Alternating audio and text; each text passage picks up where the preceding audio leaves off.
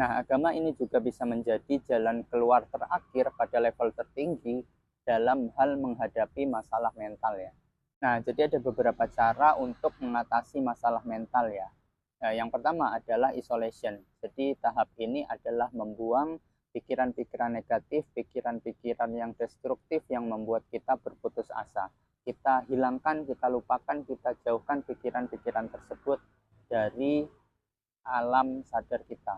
Yang kedua adalah anchoring. Jadi ini menghidupkan atau mencari sisi-sisi yang lebih tinggi, yang lebih berharga daripada hal yang membuat kita stres. Jadi ini sering banget ya di masyarakat kita menemukan sisi-sisi seperti ini. Sudah mengalami musibah tapi masih mampu melihat sisi positifnya, sisi melihat untungnya masih begini. Nah, misalkan kita jatuh dari sepedaan misalnya, dalam hal tahap anchoring ini kita bisa melihat tadi saya habis jatuh dari sepeda, untungnya pas jalanan masih sepi. Nah, untungnya nggak lecet yang parah, untungnya masih nggak kenapa-napa. Nah, ini adalah salah satu tahapan untuk mengatasi kepahitan atau rasa ketidaknyamanan atau hal-hal yang mampu membuat kita mengalami masalah mental atau membuat kita stres.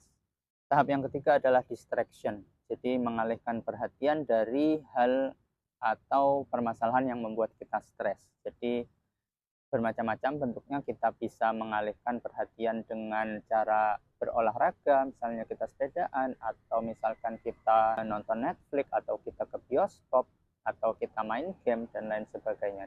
Dan ini kita masing-masing yang bisa menakar, mengukur seberapa lama, seberapa jauh kita perlu melakukan distraction ini. Tapi jangan lupa untuk kembali mengatasi masalah yang sedang kita hadapi ya. Ini bukan berarti untuk lari dari masalah, lari seterusnya, tapi cuman sebagai pengalih dari permasalahan yang sampai membuat kita stres.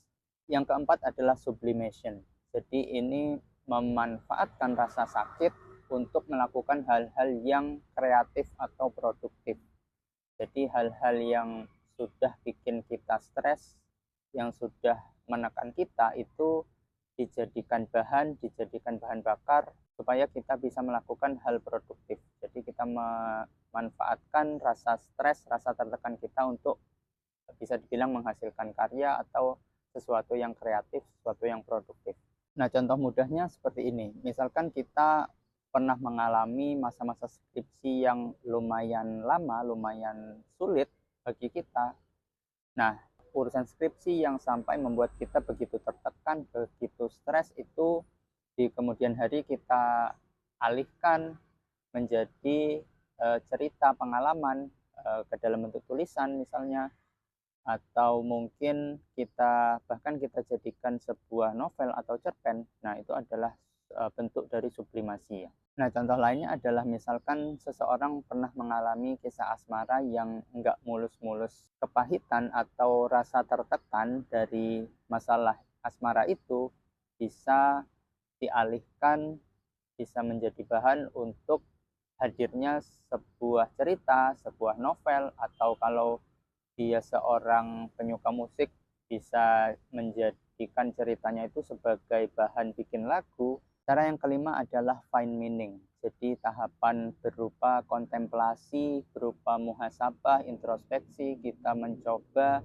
menggali sisi positif, sisi hikmah, sisi pelajaran, apa yang bisa kita petik dari hal-hal yang sudah menyebabkan kita tertekan, yang menyebabkan kita begitu stres. Kita lihat sisi positifnya, pelajarannya apa. Mungkin kita bisa lihat ini sebagai latihan daya tahan kita terhadap tekanan atau stres, atau mungkin ini adalah tahapan untuk kita menjadi pribadi yang naik level dan lain sebagainya, melihat sisi-sisi positif dari apa yang kita alami.